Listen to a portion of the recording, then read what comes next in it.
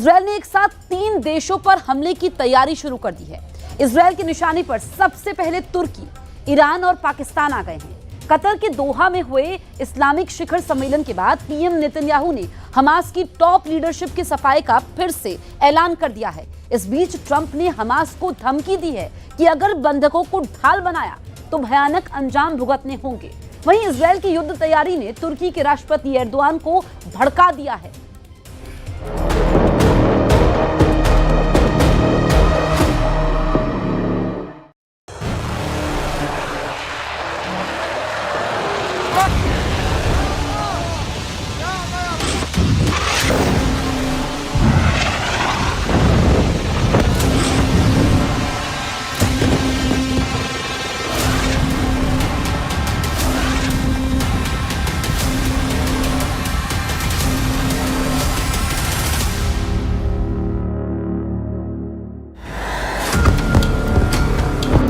में घुसे इजराइल के टैंक।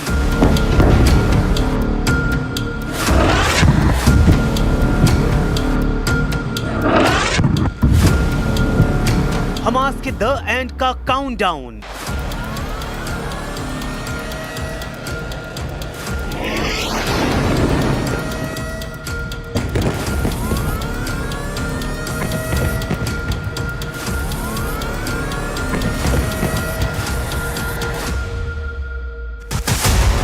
इजराइल के 3 सबसे कट्टर दुश्मनों का नंबर आ गया।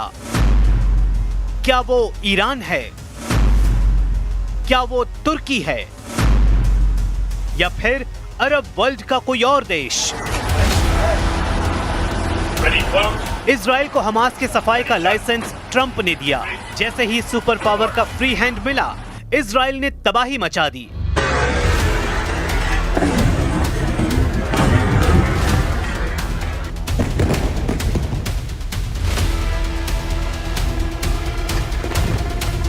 मगर कतर को ट्रंप ने बचा लिया है।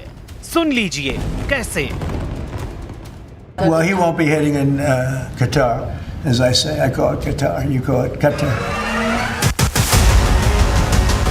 ट्रंप ने गारंटी ली है, कतर को कुछ नहीं होगा, इजराइल हमला नहीं करेगा। यानी कतर अब सलामत है। लेकिन इजराइल को ट्रंप ने क्यों रोका है? क्या कोई बड़ा खतरा उन्होंने देख लिया है, या फिर इजराइल का टारगेट बदल गया है? क्योंकि ट्रंप ने सिर्फ कतर पर हमला न होने की गारंटी ली है। इसका मतलब ये है कि इजराइल कतर के अलावा जिस दुश्मन को चाहे बर्बाद कर सकता है। जैसा कि सब जानते हैं, इजराइल के दुश्मनों की कमी नहीं। इजराइल के दुश्मन युद्ध के लिए तैयार हैं। इजराइल के दुश्मनों को अच्छी तरह मालूम है कि नेतन्याहू दुश्मन के हमले का इंतजार नहीं करेंगे। पहला धमाका इजराइल करने के लिए कुख्यात है। इसलिए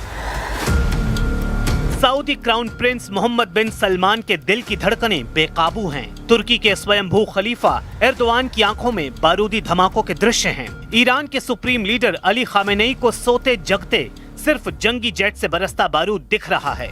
मुस्लिम उम्मा के 57 देशों में बज रहे वॉर सायरन ने खलबली मचा रखी है।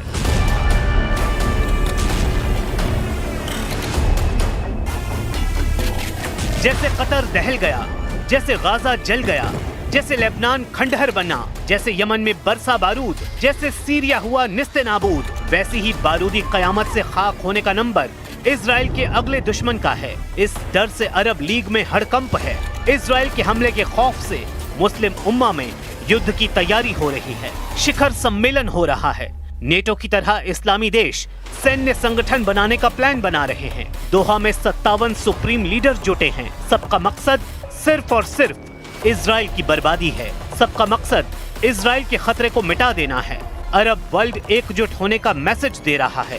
इजराइल को हथियारों की नुमाइश से डराने की रणनीति भी चली जा रही है, जिसे देखते हुए सुपर पावर अमेरिका ने भी दोहा में अपनी मौजूदगी दर्ज करा दी है। अमेरिकी विदेश मंत्री मार्को रूबियो दोहा पहुंचे, लेकिन उससे पहले वो यरूशलेम में नेतन्याहू से मिलकर आए, जहां गाजा में सुपर पावर ने नेतन्याहू को फ्री हैंड दे दिया है। जिसके बाद इजराइल ने गाजा पर टोटल कंट्रोल का मिलिट्री ऑपरेशन भी शुरू कर दिया है। गाजा में इजराइल के ग्राउंड ऑपरेशन के बाद युद्ध फिर से भीषण दौर में पहुंच गया है।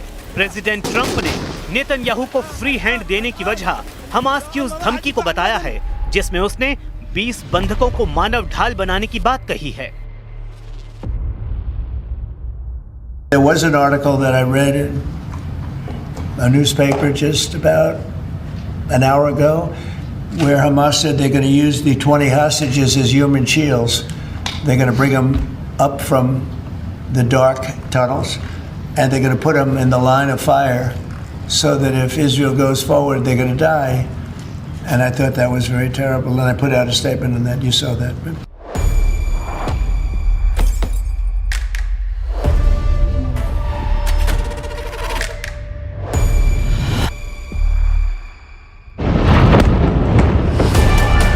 गाजा में वही होगा जो इजराइल चाहता है।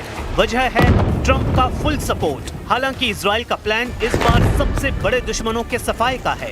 नेतन्याहू ने लड़ाका ग्रुप के असल आकाओं से आर पार के युद्ध का सिग्नल दे दिया है, जिसके बाद तुर्की की हवा खराब है। हमास लीडरशिप को पनाह देने वाला तुर्की जानता है कि इजराइल का फर्स्ट टारगेट वही है। तुर्की ने अपने डर को भी बयां कर दिया है।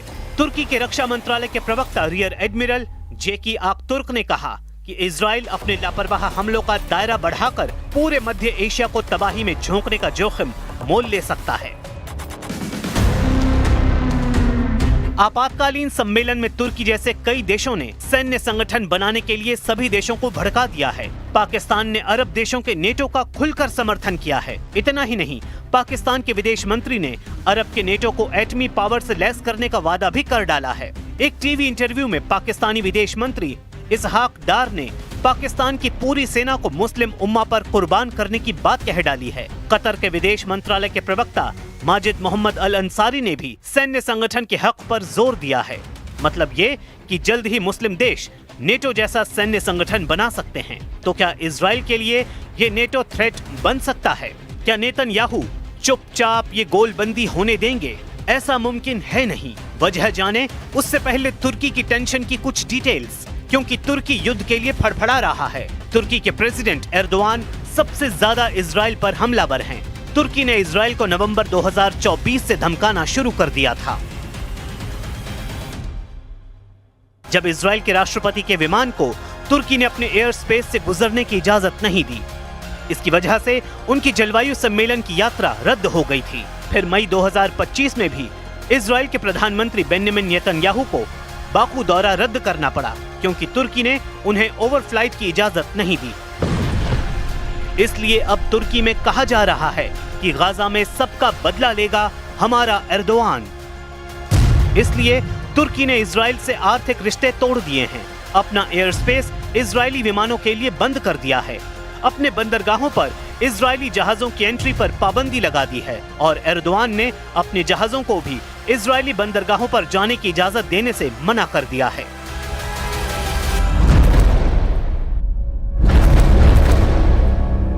तुर्की ने इजराइल को डराने के लिए एक बड़ा धमाका जुलाई में किया था और बता दिया था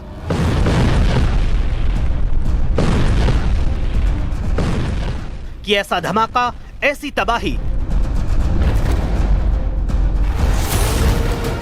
ऐसे कंपा देने वाला ब्लास्ट, अब एर्दोआन का बम तैयार है। ये तुर्की का वो बम है जिसका धमाका दुनिया को तब दिखाया गया जब एर्दोआन इजराइल को चेतावनी दे रहे हैं। इस बम को जमीन पर एक रेल पर टेस्ट किया गया।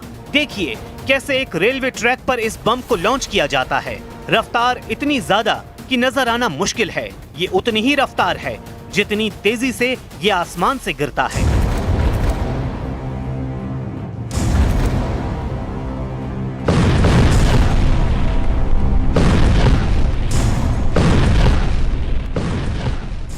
और फिर सामने रखी 7 मीटर चौड़ी कंक्रीट दीवार पर ये धमाका करता है।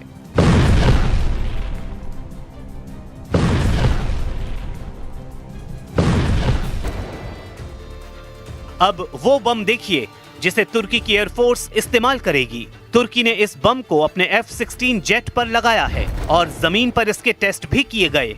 जब टरमैक पर खड़े एक F-16 से इस बम को रिलीज करने की प्रैक्टिस की गई। में इसे भूत कहा जाता है। दूसरे बम का नाम है गजब यानी गुस्सा। एर्दोआन पूरी दुनिया को तुर्की का बनाया भूत बम दिखा रहे हैं और गजब यानी गुस्सा भी दिखा रहे हैं। ये दोनों कन्वेंशनल यानी गैर परमाणु बम हैं।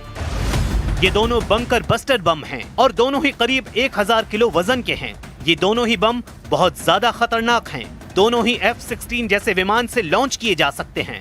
गजब बम, जिसके तुर्किश भाषा में मायने होते हैं गुस्सा।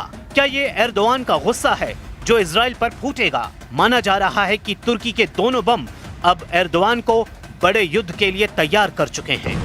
तुर्की का दावा है कि गजब बम 2 किलोमीटर के दायरे में सब कुछ तबाह। ये अमेरिका के MK-84 और मार्क 84 बंकर बस्टर से 3 गुना ज्यादा ताकतवर बताया जा रहा है। नेटो देशों के मुख्य हथियारों में से एक MK-84 बम 3.5 मीटर चौड़ी कंक्रीट को भेद सकता है, जबकि तुर्की का गजब बम 7 मीटर चौड़ी कंक्रीट को चीर कर दिखा चुका है। दोनों ही बम का वजन 1000 किलो से कुछ ही कम है। दोनों को विमानों से लॉन्च किया जा सकता है।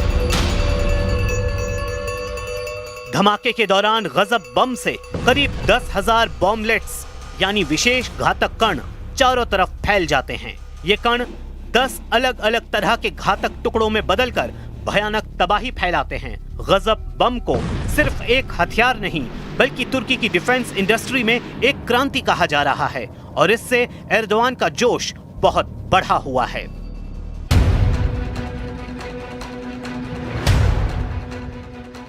तुर्की ने अपनी हाइपरसोनिक मिसाइल भी दुनिया को दिखाई थी। इस्तांबुल में अंतर्राष्ट्रीय हथियार मेले में वो मिसाइल दिखाई जो आवाज से 5 गुना तेज रफ्तार से हमला करती है। ये है तुर्की की तैफून ब्लॉक 4 मिसाइल, जो एक हाइपरसोनिक मिसाइल है। इसे तुर्की की मिसाइल बनाने वाली कंपनी रॉकेस्तान ने तैयार किया है। इस मिसाइल की रफ्तार है 6000 किलोमीटर प्रति घंटा। ये मिसाइल 1 सेकंड में 1666 किलोमीटर की दूरी तय करती है। एर्दोआन का मूड युद्ध का नजर आ रहा है। उनकी सेना कुछ बड़ा करने जा रही है। ये खतरा नेतन्याहू को भी नजर आ रहा है। एर्दोआन के नए बम इसकी वजह माने जा रहे हैं। पहले एर्दोआन ने तुर्की की हाइपरसोनिक मिसाइल तैफून दुनिया को दिखाई और उसके बाद उस बम का धमाका दिखाया जो तुर्की का सबसे शक्तिशाली बम कहा जा रहा है। ये दोनों तस्वीरें न सिर्फ इजराइल बल्कि हर उस देश के लिए खतरा हैं जो तुर्की को अपना दुश्मन मानते हैं। इन दोनों हथियारों की चर्चा आर्मेनिया में हो रही है। इसकी चर्चा ग्रीस में भी हो रही है और इसमें तो कोई शक नहीं कि इजराइल में तो इन दोनों हथियारों का सीक्रेट पता करने का मिशन भी शुरू हो चुका है।